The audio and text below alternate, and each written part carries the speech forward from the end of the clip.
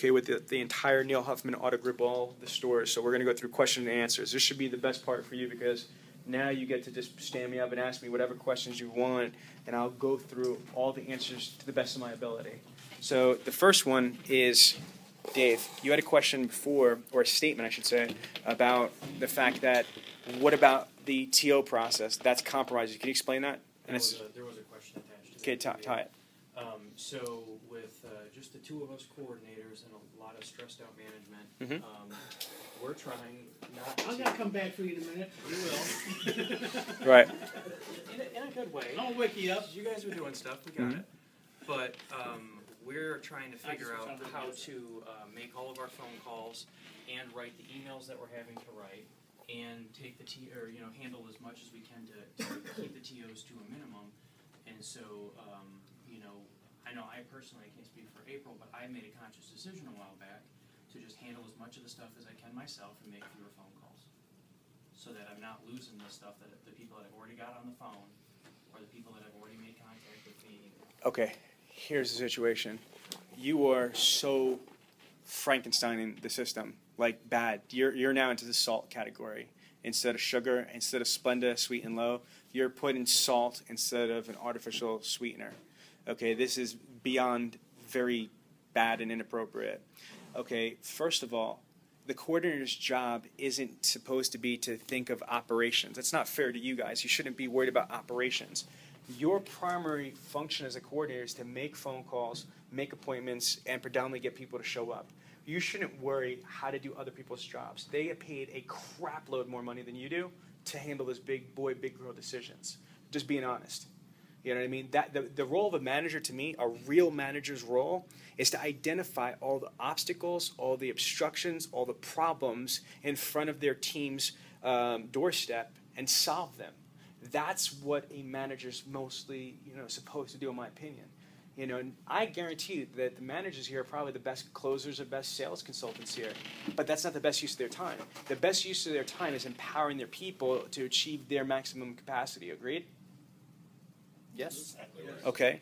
So with that being said, I'm not going to be able to give you the answer you want as how to magically make it better with what you're doing. What you're doing is wrong. Okay?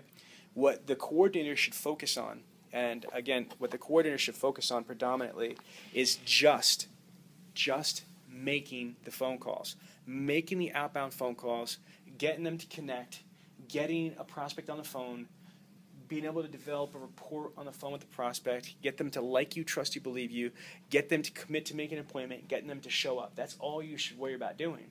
What the coordinator needs is the proper support.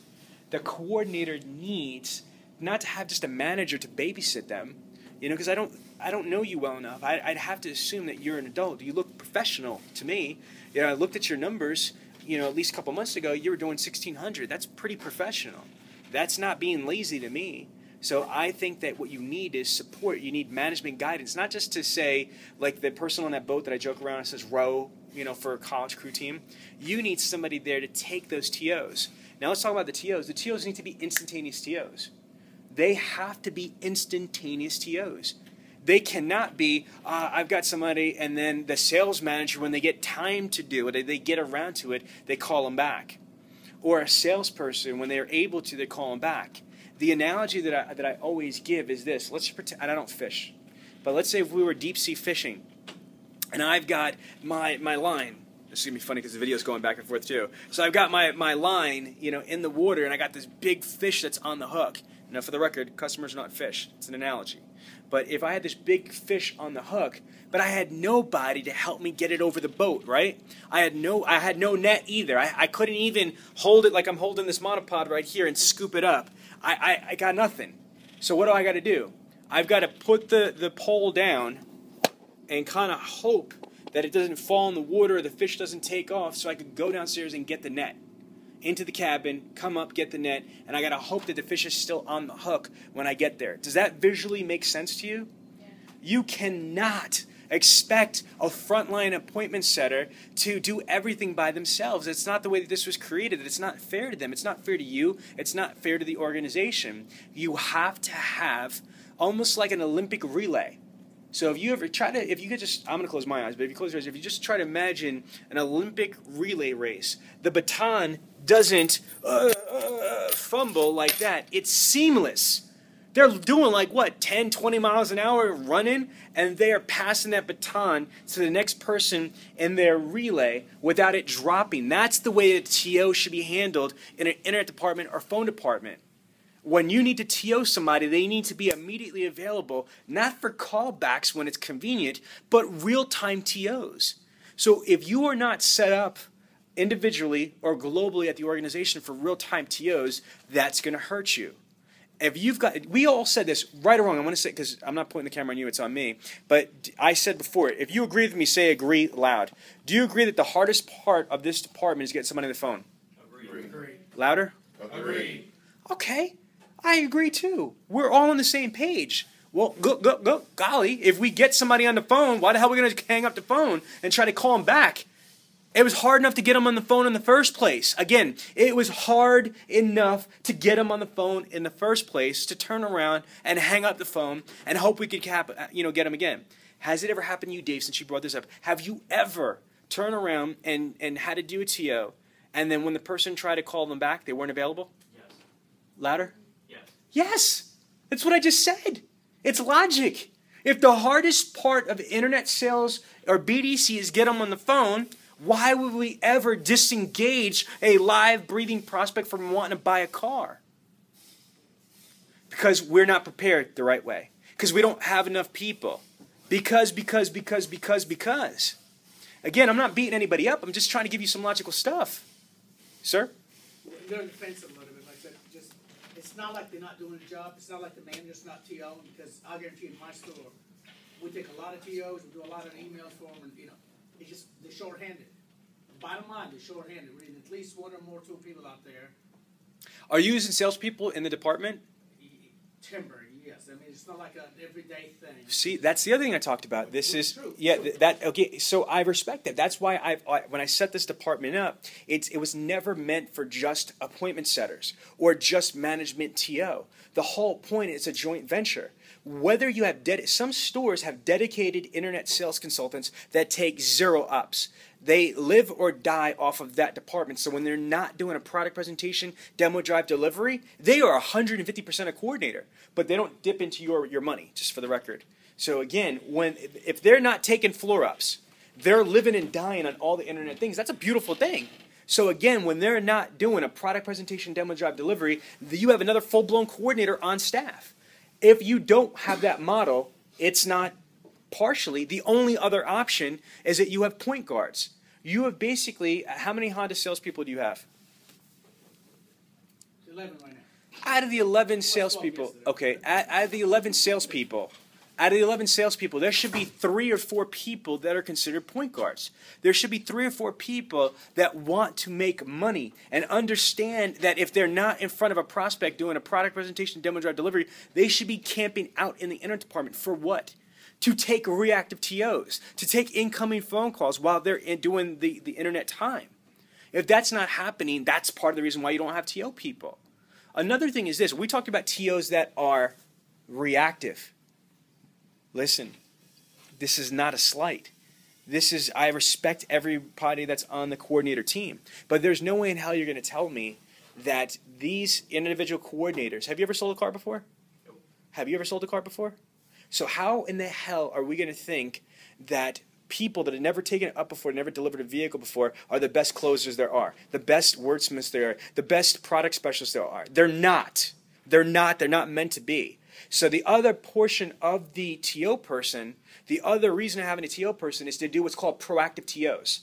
I've trained this before. I've definitely said this to y'all before, is that we talked about at the beginning, you have a problem right now of not doing real-time reactive TOs. I need help. I got a problem. I got a question. I need a TO. That's great. You're not doing that. But what about the proactive TOs?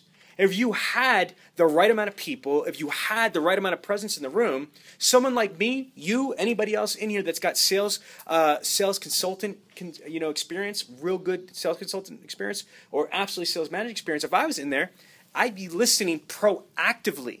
And the second Dave said something that wasn't perfect, I would respectfully, not indignantly or condescendingly, but respectfully be like, Dave, let me get jump in. Come on.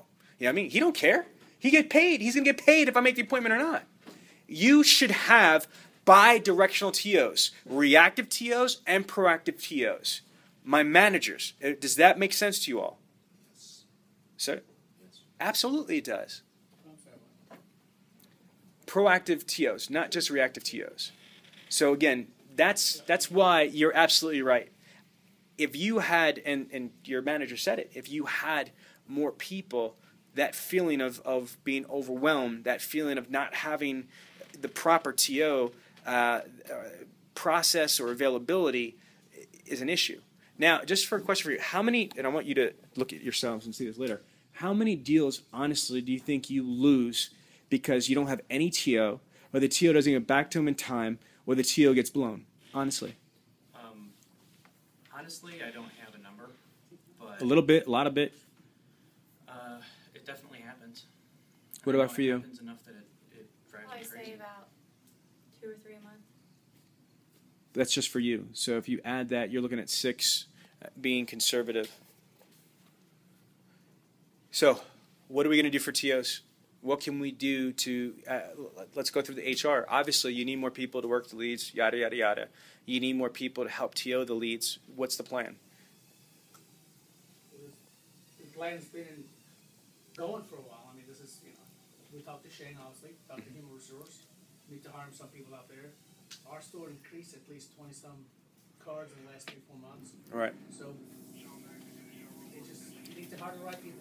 I agree. Just like What about your salespeople? Is it possible that you can get, Well, we got Sean actually helping them really good right now. We got Zach taking over. so you got 2. We got 2 people actually do a lot of calls for them, yes. Okay, what about getting a couple others? Because I'm counting 9 available out of the 2. You know what I mean? You have 2 that are doing pretty well. Are any of the other 9 people capable Maybe of? one. Okay, so I'll take it right now. I'm desperate. You know. That's what I talked to him this morning. Man. Okay, good. So that's you see what I mean? Like, here's the other thing. Like, there's no way that I'm expecting you to do one thing and you have 100% change. Kaizen, you guys have imports. Kaizen philosophy is the art of continuous improvement. That's the whole philosophy of continuous improvement. You want to find 100 things that change 1% or increase 1% for 100% change. All right, so that's the TO process. Absolutely, you definitely need to have the right amount of people. You need to have both proactive and reactive bidirectional TOs happening, 100%. And in lieu of getting more bodies and the fact that you don't have a manager in there, I would look at my showroom staff. That's the only thing else you could do.